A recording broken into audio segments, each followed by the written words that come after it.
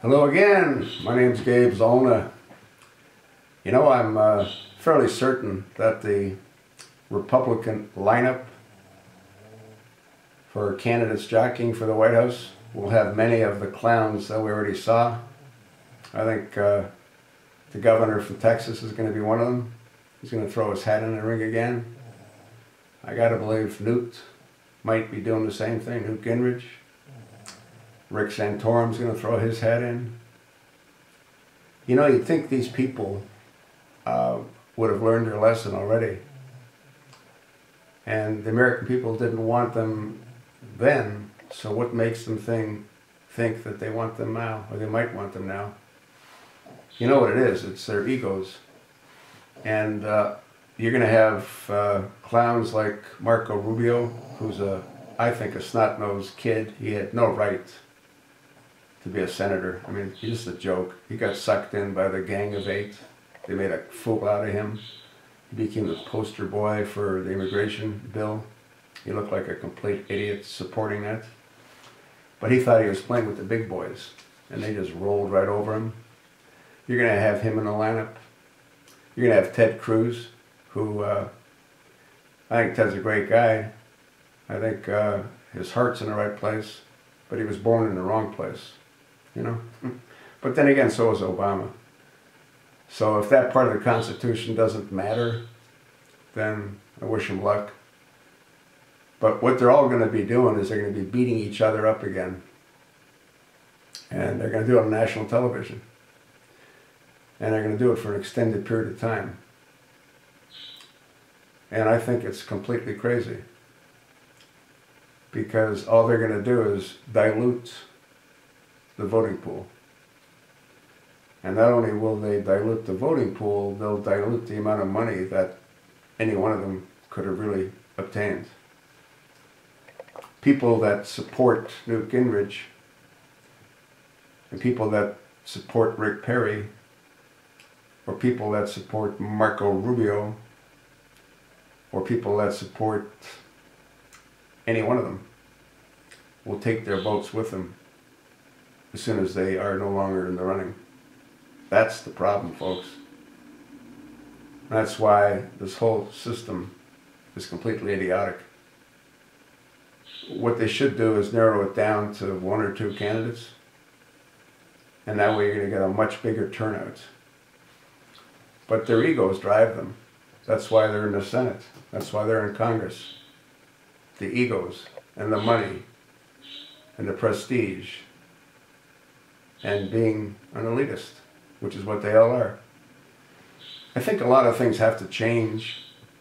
I think members of Congress that were sent to Congress by their constituents need to represent their constituents. There's no need to have them travel all over the world into all different foreign countries. That isn't helping their constituents in the Dakotas, their constituents in Arizona, their constituents in New York. It does nothing for their constituents. What it does is it gives them all boondoggles. That's what it does. There's no reason, and I've said this before, that lame brain McCain travels to Syria. What does he accomplish going to Syria that's going to help the citizens of Arizona? What did his trip to Egypt accomplish? Did it help the citizens of Arizona? What did any of his trips accomplish? I'll bet you his passport's got more stamps on it than, I mean, it's probably just full of countries that he's visited over the past 26, 27 years at the American taxpayers' expense. What for? Yeah, there's got to be a lot of changes, and if they don't make the changes, if we're still here to be able to make the changes, the country will be lost in either case. Having members of Congress sign bills when they have no clue of what's in them, like with that idiot Nancy Pelosi, we've got to sign the Affordable Care Act so we can learn what's in it. How insane must she be to have come out and said what she said? I mean, think about it. Think about what she said. Yeah. They don't read the bills. Then what do they do? What does your congressional representative do? He had that nut job in Texas who thought the Constitution's been around for 400 years. Complete moron. A lawmaker. Charlie Rangel, he was involved with the IRS, the laws. What did he do? He circumvented the laws. He didn't pay his taxes on his villa. I mean, it goes on and on and on. And they still remain in power. Anyway, there's no reason to vote unless photo ID is a requirement. There's no reason to vote unless absentee ballots are notarized. Otherwise, they're just going to do what they've always done. They're going to have Acorn and additional community organizers group all over the United States. They're doing it now. They did it in Texas, and they're still going to do it in Texas. They're asking for information that's illegal for them to ask for. You're not supposed to ask for phone numbers of people that you asked to sign up to vote. They're getting phone numbers. The Democrats. Yeah.